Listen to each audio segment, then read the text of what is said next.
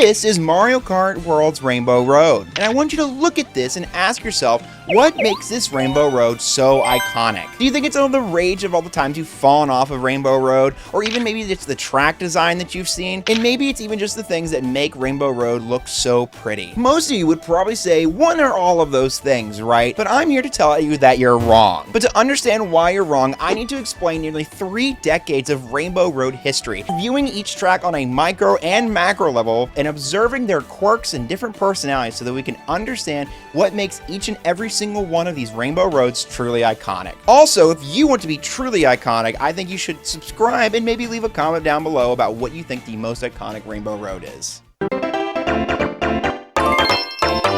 Super Mario Kart would release in 1992 and would be a definitive entry in the series that would define many of the features we know and love today in Mario Kart. This game would introduce the first of many Rainbow Roads, and it would become known for its different tight turns, different thwomps it's found throughout the map, and of course, the colorful Rainbow Road. It was a track that was thin and it was scary, especially for the time when there was basically nothing like it, and the fact that you could fall off of this map when most of the other maps in this game didn't really have that happen to you. It's arguably one of the most memorable tracks, having been remade later on in the series, but it's honestly just an iconic Rainbow Road in its own right, being one of the first Rainbow Roads to come about. But skipping ahead to the other 2D Mario Kart Super Circuit would feature its own Rainbow Road, was pretty iconic in its own right as well. This game's Rainbow Road followed the trend set by Super Mario Kart with its thin and borderless roads, but particularly, this one was interested in using the fun backgrounds that are seen throughout the different tracks in the game. Like, look, it's that thing from, like, Paper Mario or whatever. I don't know, I think that's the Bowser Castle, right?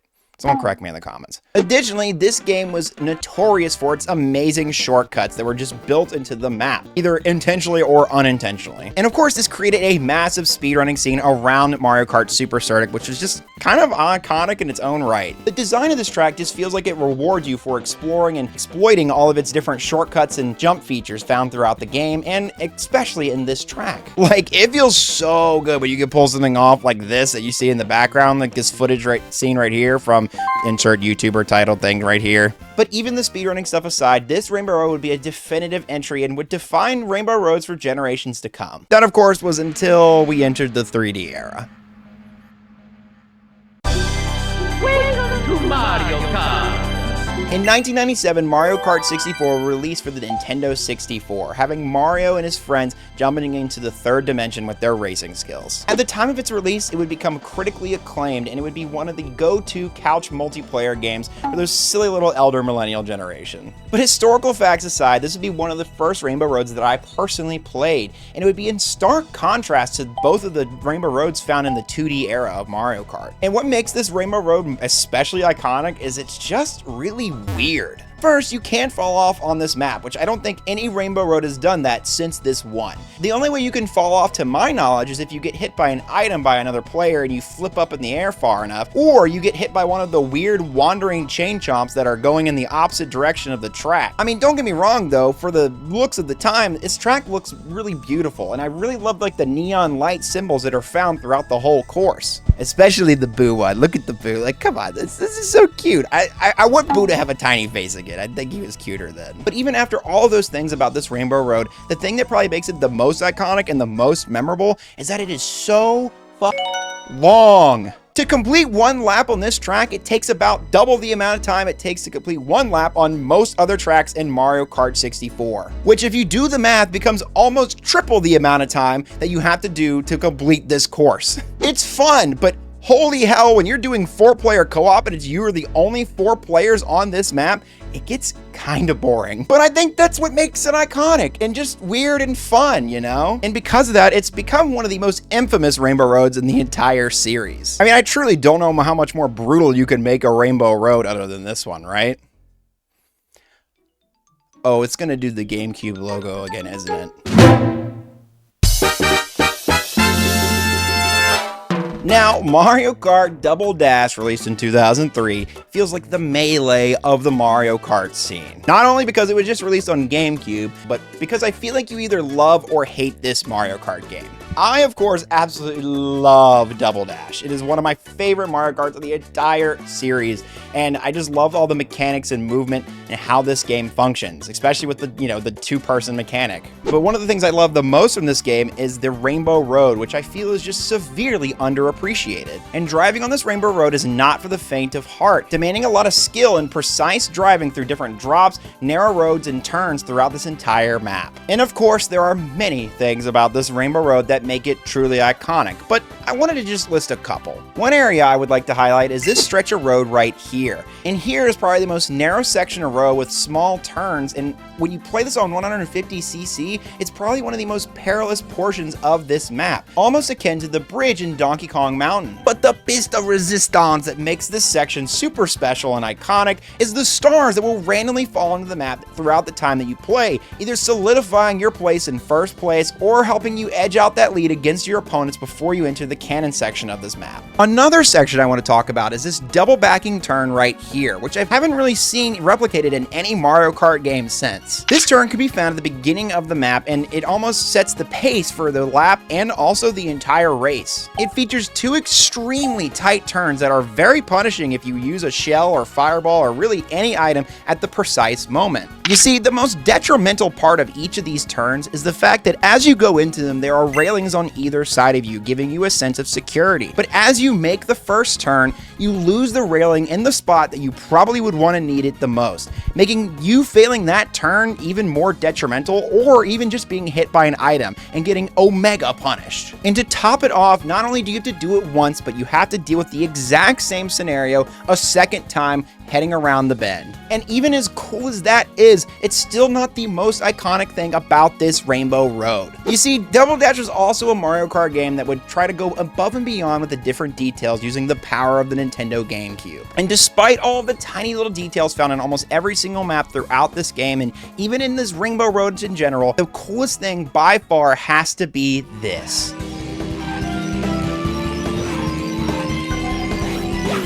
Did you catch that? Watch it again and listen. As you drift, little noises play that somehow capture exactly what I think a metallic Rainbow Road would sound like drifting on. And yes, it's a really cool detail, but it's a detail that would follow every single Mario Kart game after this, and every time you play on a Rainbow Road, that little sound, whether a little bit louder or a little bit softer, plays when you play on a Rainbow Road. Isn't that just the coolest thing ever? I mean, I just really don't know how you would make a Rainbow Road more iconic than this and implement even better game design. Unless we added a loop-de-loop. Here we go! I'm sure there are numerous people out there that hold Mario Kart DS near and dear to their hearts, and I would love to make a video in the future maybe about all the different things that make it so special, but the thing that I want to talk about the most is obviously the Rainbow Road found in Mario Kart DS. Especially this loop-de-loop. Imagine being a 9-year-old with a Nintendo DS playing this game for the first time, and you come upon this monstrous loop for the first time. I know I was personally absolutely awestruck at this. I mean, I think this is the first time in Mario Kart track history that they had done any inversion of any kind. And not only do they do it once in this game, but they do it twice on the same damn track. Not only is there this big loop-de-loop towards the beginning, but another halfway bit through the track, there is a spiral loop that goes through the middle of the loop-de-loop. I mean, how much more iconic can you get, dude? Like, it's just so good. And I'm not even mentioning the fact that while you're on this loop or you're through the inversion, that if you get hit by an item or, God forbid, a blue shell, it's one of the most detrimental things that you would ever happen to you when you were like 10 years old. And what makes it the most incredible is that they pulled it off on the Nintendo DS of all consoles. And pulling off an inversion of any type is not even something that Double Dash dared to tackle. And I love that game. And on top of that, they wouldn't even explore inverting the player again until Mario Kart 8, where it was the main damn gimmick of the game. I mean, I really just don't know what happens between here and Mario Kart 8 that makes Mario Kart just truly iconic. But hear me out. What if we put Mario not in a cart, but on a motorcycle? Mario Kart, please! In April of 2008, the American housing market would crash. And some historians say that George Bush and conservative policy that failed to regulate banks and different financial districts within Wall Street are what led to the crash of 2008. But I really think it was the fact that we all were buying so many goddamn Wiis that everyone started foreclosing on their homes. Like, have we really looked in that cause and correlation chart yet? I really think there's something there. I mean, I can't even play through Mushroom Gorge without hearing my parents arguing about divorce in the background. Like, I mean, does anyone else relate to that? But my parental issues aside, Mario Kart Wii was a game changer, and as was its Rainbow Road. This track was chaos mixed with anxiety and smashed with fear itself. Every little mistake that you make on this track is extremely punishing, but if done successfully, feels like a thrilling roller coaster ride that you have full control of. I mean, this game implements all these different tricks and all the different half-pipe sections, and there's just so many things about this Rainbow Road that are just absolutely iconic, and you would just never really see replicated throughout the rest of the series. But perhaps one of the most iconic sections of Rainbow Road on the Wii was this stretch of the track right here at the start. It is a near vertical drop that sees you flying through rings that eventually ejects you into the chaos of the course. And just like any other section of the map, it is extremely punishing if you make any little mistake, any person bumps you, or you exit the ramp in the wrong way. And I mean, this Rainbow Road just feels like it was designed for thrill seekers, especially like this double bowl section right here that just feels like you're playing Tony Hawk Pro Skater whatever year, and you're just flying through it in a whole bunch of different ways, or even if you have items, you can skip over the bowls and do all these different tricks and just pass everybody. It's so cool and chaotic, and I just love it. And it was also the first Rainbow Road that truly felt fast, and that you weren't just taking a stroll through a pretty road in the sky. And it's not even because there's the high risk of you falling off the track, but the track genuinely rewards you if you're able to pull off all the tricks and different little jumps that this game encourages you to do. And that's not even mentioning like how beautiful the course is just in general, or the fact that like when you fall off the track, you look like you're falling like a meteor towards the earth. This Rainbow Road would set a high bar for Rainbow Roads to come, and it would be genuinely surprising if there was any other Rainbow Roads in the future that could top the grandiose and spectacle and the complexity that is Mario Kart Wii's Rainbow Road. Mario Kart 7 is kind of the black sheep of the Mario Kart series. It's a great game, but I feel like there's just not enough people that have played it. I mean, I almost hadn't played it because I didn't really own a 3DS for the longest time, and once I finally did play it, I found out what all the hype was about. And like most Mario Kart games, this game has an iconic Rainbow Road. Like, of course, the most obvious thing that makes this Rainbow Road iconic is the fact that it is a continuous track that divides it up into 3 sections instead of it being a 3-lap track. But the piece of this track that I find the most iconic is this section at the moon. Yes, it's interesting terrain and it's fun to traverse, but the piece that I love about it the most that makes it so iconic is the fact that the music just fades into the background and it makes you truly feel like you're on the moon and that you're alone and it's desolate and there's almost just an infinite amount of space.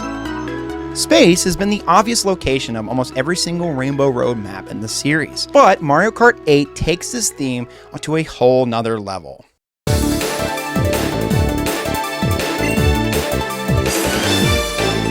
Like, this doesn't even feel like a magical Rainbow Road anymore. This feels more like a straight-up space station that is holding the road up in some capacity. And I absolutely love it, even though I think that the design of the track itself is one of the more lackluster Rainbow Roads compared to them in the past. But it has plenty of charm and personality, just like any other Rainbow Road in the series. And of course, many things that make it iconic. One of the most iconic sections of track is this piece right here, this twin split road section. It's amazingly glitchy with the different sticky track mechanics, but it's also super fun at the same time, especially when you fly off of one segment of the track and land on a different one. I mean, I can't think of another reason why this is just so fun, and I remember hitting that trick for the first time and even hitting it with a bullet bill when you go flying off and just passing by everybody. Absolutely awesome. It's so many small things about this map that just you pass by when you're in the middle of the race that just make it kind of iconic. Like, again, all the different space station features. Mario Kart 8 would also go above and beyond by remastering old Rainbow Roads and bringing them to their games, and adding on to the iconic and awesomeness that we had seen in Rainbow Roads past, like Rainbow Road Wii, Rainbow Road from the Super Mario Kart games. I mean, Rainbow Road from the Mario Kart on the N64, adding this cool train that just follows you throughout the map and drops coins. It's just awesome. There's just so many Rainbow Roads in this game, it's so hard to pick my favorite one, especially after the remaster. I mean, obviously I have my personal favorites, but I wish there was a way that we could just take all these cool elements from the different Rainbow Roads and combine them into one awesome and iconic track, but still have some cool and weird spins about it that would just be really, really iconic. Which brings me back to the beginning of the video. And Mario Kart's Rainbow Road is probably one of the most magical and cinematic experiences that you can have in any Mario Kart game. It's not chaotic like Mario Kart Wii or Mario Kart Deluxe's Rainbow Roads, but it takes a little bit of good from every single Rainbow Road that came before it, and it brings it together in this beautiful culmination that just makes it an awesome experience, while including new elements from this game that really makes it feel like its own Rainbow Road. All of this culminating together to become a track that is just as simple and beautiful and as fun as ever. This map has a million things about it that makes it feel iconic, like the giant finish line ring that you fly through at the end of the map, or even the train that follows you throughout the map, picking up different characters that we're familiar with throughout the Mario Kart World game along the way. It's just so charming and heartwarming, and again, there's just so many things about it that you see from other Rainbow Roads that are implemented into this Rainbow Road right here. And I'm sure you can name numerous things about this Rainbow Road and even old Rainbow Roads that make them truly iconic. But really the thing that connects every single Rainbow Road together is our collective shared experiences with each and every one of them. Each of us experiencing the same or different Rainbow Roads throughout the generations. And that really is just truly iconic itself. And I think that's it. Rainbow Road is in every Mario Kart game. Throughout the 30-year stretch of this series, it all culminates either together or individually into something weird, something fun, and something memorable, acting as a capstone in capturing each game's experience.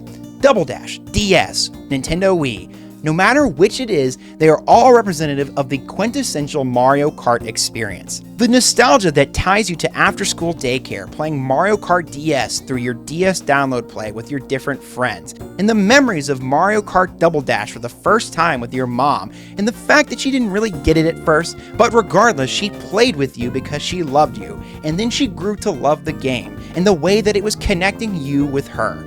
It's your first time playing Mario Kart Wii and falling in love with the game so much that you and your friends from college 100% it on release weekend, and you love it so much even thereafter that years later you make hacked versions of your Wii just so you can relive that weekend one more time.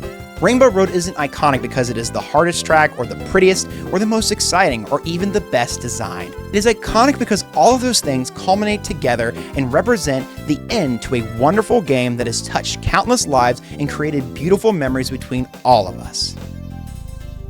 And that's what makes Rainbow Road iconic.